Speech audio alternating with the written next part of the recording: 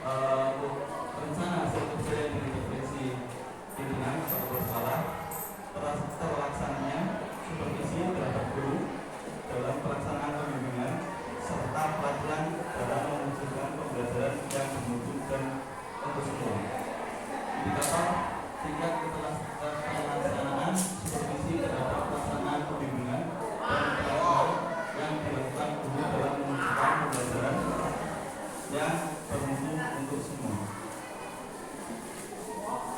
Kemudian untuk indikator kinerja dalam individu ada perencanaan, pelaksanaan, evaluasi, dan juga ada sistem tambahan.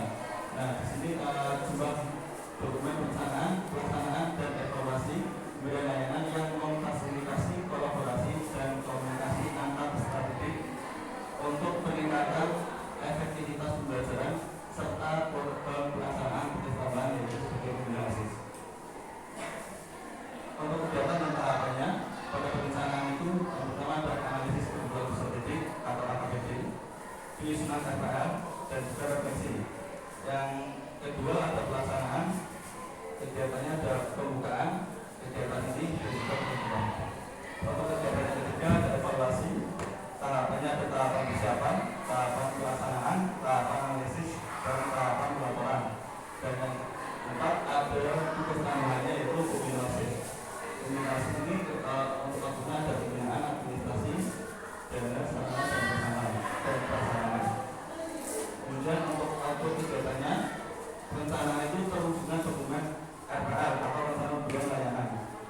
Yang kedua pelaksanaan itu outputnya dalam laporan proses pembimbingan layanan klasikal.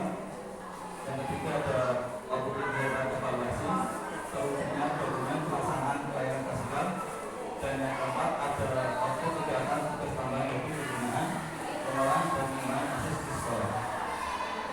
Kemudian untuk selanjutnya ada penerapan nilai-nilai berakhlak, ada berorientasi, pelayanan memahami dan memenuhi kebutuhan masyarakat, ada melakukan melaksanakan tugas dengan kualitas terbaik, ada kolaboratif terbuka dalam kerjasama untuk menghasilkan nilai tambah.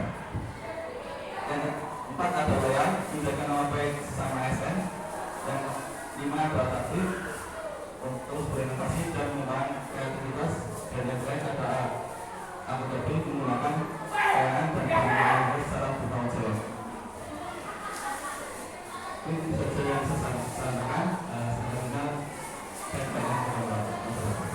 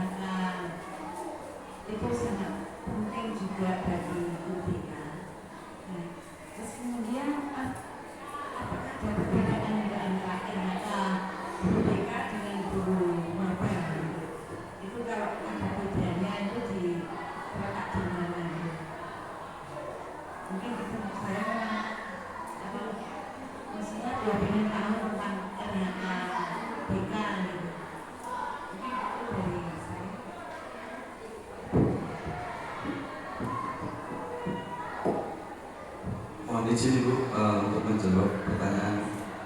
Untuk RHK buat BK itu penting atau tidak nih tadi? Yang pertama, tentunya penting buat saya selaku guru BK.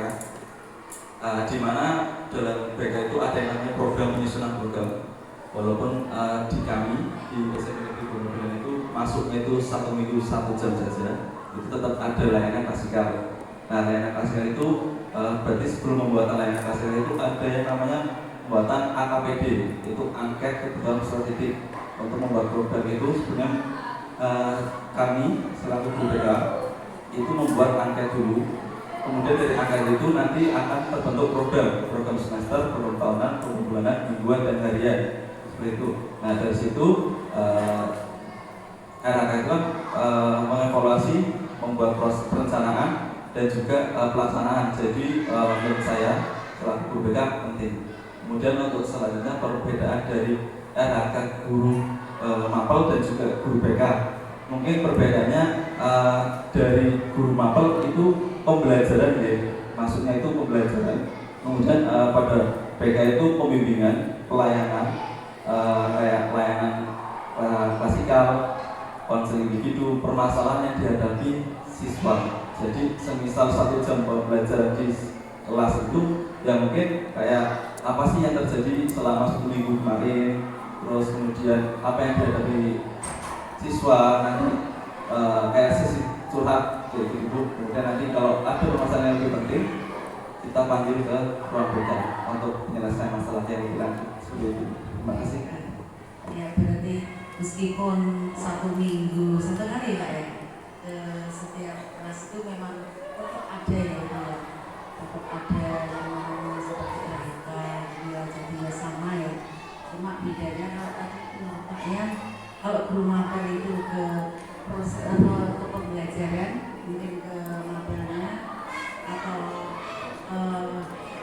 pemahaman anak didik tentang pembelajaran gitu ya, atau materi pembelajaran. Kalau BK fokusnya ke pelayanan gitu.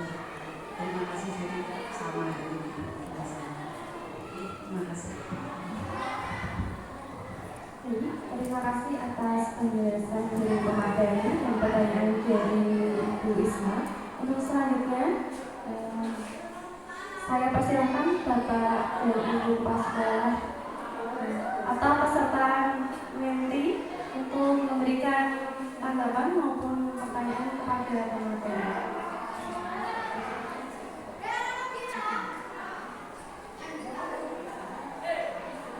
Selanjutnya, waktu saya persilahkan kepada Ibu Mentor untuk memberikan tanggapan maupun penguatan dari pemateri.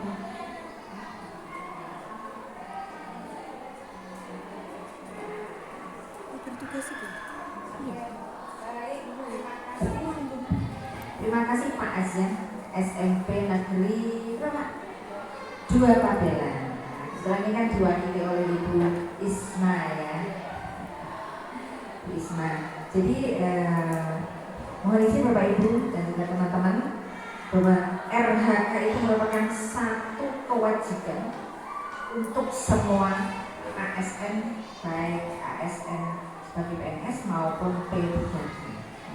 Kewajiban, karena itu merupakan rencana kerja selama 1 tahun yang tertuang dalam format tertentu. Ya, bentuknya semua sama bentuknya, bentuknya seperti kolom-kolom tadi. Dan itu merupakan tagihan. Jadi kepala sekolah boleh menagih apa yang sudah direncanakan. Namanya rencana. Jadi satu ketika ada rencana yang tidak terrealisasi seperti yang tertulis, ya nggak apa-apa, tapi minimal itu rencana sudah tertulis. Sedangkan tadi ada pertanyaan, apakah itu sama? Ya, kurang lebih sama, hanya yang beda pada indikator yang diintervensi. Kalau guru BK itu fokusnya pada bimbingan dan pelayanan. Kalau guru mapel berarti fokusnya pada kegiatan pembelajaran di kelas.